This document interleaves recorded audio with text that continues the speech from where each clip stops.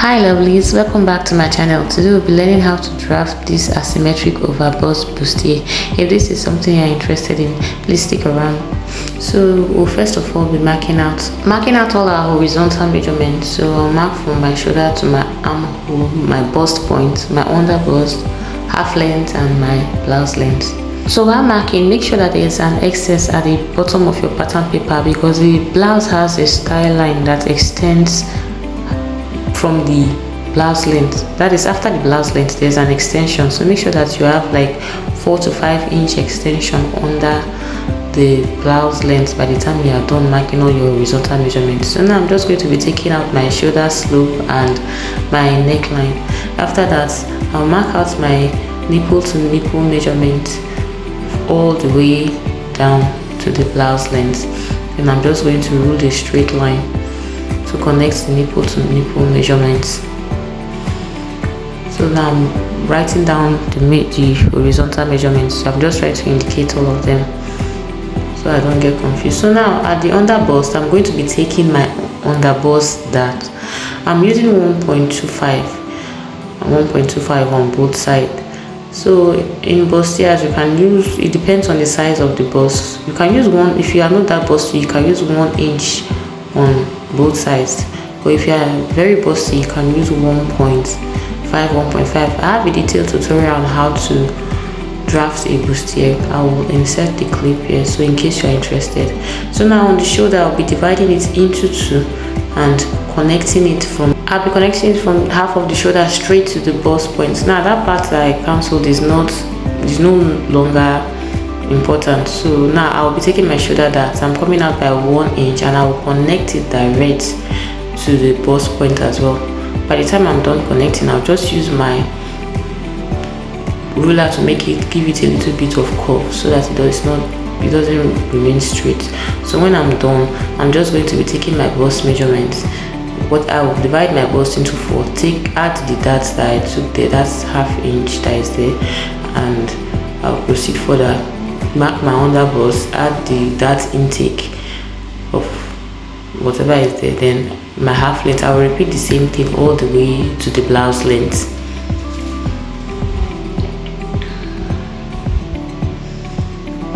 So now I'm going to be adding my sewing allowance. By the time I'm done, I'll just add my sewing allowance. Now I'm going to connect everything together. So I'm going to divide my shoulder slope into 2 and form my armhole curve.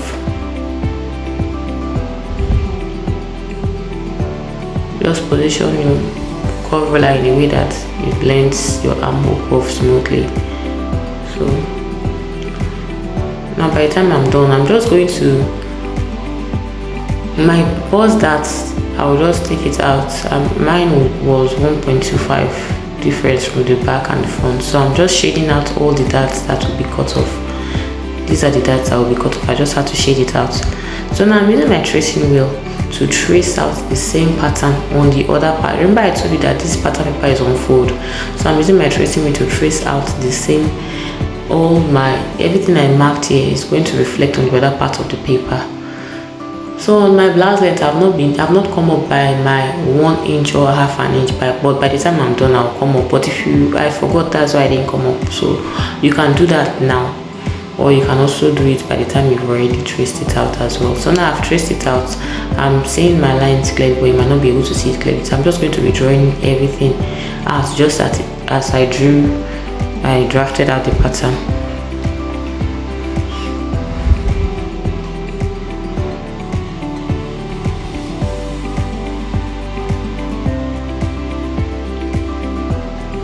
So remember I told you about that 3 or 3.5 inch extension. So now I'm going to extend my blouse length down by 3 inches down, and I will go up from my original blouse length by 1 inch to be able to form the style line. If your overbust corset doesn't have a style line, it doesn't matter. So now I went up by 1 inch from my blouse length, this side slope I told you about. So now I'm just going to be using my tracing wheel now to form the style line on the waist the blouse length. So I'm just going to use my pencil first of all. You can freestyle it however you want.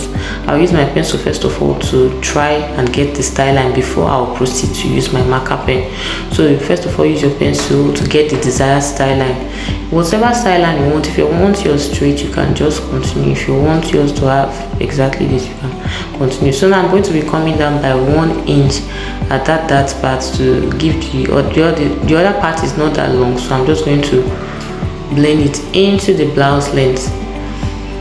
So by the time I'm done and I'm satisfied with what I have, even if I'm not satisfied, I can as well blend. By the time I'm using my marker pen, I can blend it in however I want it to be. So I had to come down a little bit from the one I marked with my pencil. So here you can see I'm also trying to blend it in to get the desired style line. So I have to extend my dart to that line. So now what I will do now for the overbust, I'm just going to overlap my shoulder darts one on the other. I will overlap it to get the desired overbust. However you want yours to be, however long you want your overbust to be. If you want it to be very high, if you want yours to, however you want, at this point you can get it. So now I'm just going to use my pencil like I said, because I'm not sure about how I want it to be now. I'll just overlap it overlap the other part as well. And then from my armhole line, I will be coming up by ½ an inch. Since it's a tube, you don't want your boobs to be exposed, so I just came up by ½ an inch and blended it into the armhole line. So by the time I'm done, when I want to cut out, I will be cutting only the parts that are carrying my pencil line. I won't cut it anyhow. I'll have something to follow through. So now I've already gotten what I want. So now I'll just use my marker pen to highlight it so that you see it clearly. So this is what I got. Like I said, however you want it to be, however low or high you want it to be, you can get it at this point. So now I'm just going to be cutting out my patterns. So I'll be cutting out all my patterns exactly where I marked. You see, I've just cut off wherever I didn't mark. But because of the bust darts, I'm supposed to overlap the bust darts first of all before cutting it out so that it blends in, but I forgot, so I had to fill it up. So if you've already cut it out, this is what you do. You just overlap your bust darts and add a paper to fill it up. But however, if you remember before cutting it out, when I'm cutting the other part, you will see what I'll do. I'll first of all overlap it before cutting it out so that it's not going to have a shortage. So now I'll just be following through all the lines to get my overbust. I won't follow through the original lines I had. I'm not going to be following the lines of which I had already drawn out the overbust that I want. So however you want the shape of your overbust to be, that is how we are going to draw it. So I'm just going to be cutting out, to continue cutting out.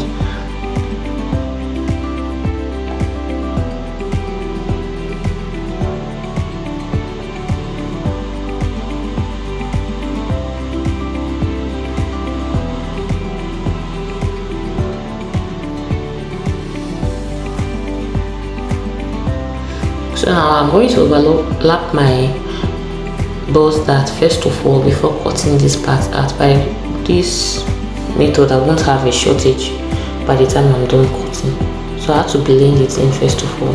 So I'm just going to follow the lines that are needed. So that is all for the drafting of the front of the overbust bustier. So you can see how it is. So please guys, kindly like this video and subscribe to the channel. So we'll proceed now to the back. So for the back, it's quite easy. I'll just be marking down my normal measurements, my neckline, my shoulder, mark out my shoulder. But the lines on the back is just going to be my half length and my bust line, my armhole line. So I'll extend my shoulder line down, then I'll come down by 1 inch for the shoulder slope. Then I'll be making my armhole curve, add my bust measurement and make my armhole curve. So for the half length, I'll just add a quarter of my half length measurements, connect as well.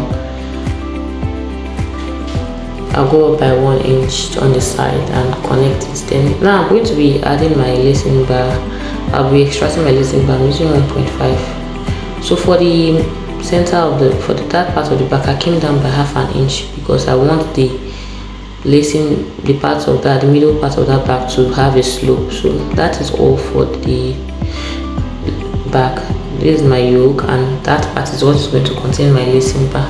So the back is quite easy. I'm just adding a dart just to eliminate any puffs. So guys, that is all for this tutorial. Very simple and straight to the point.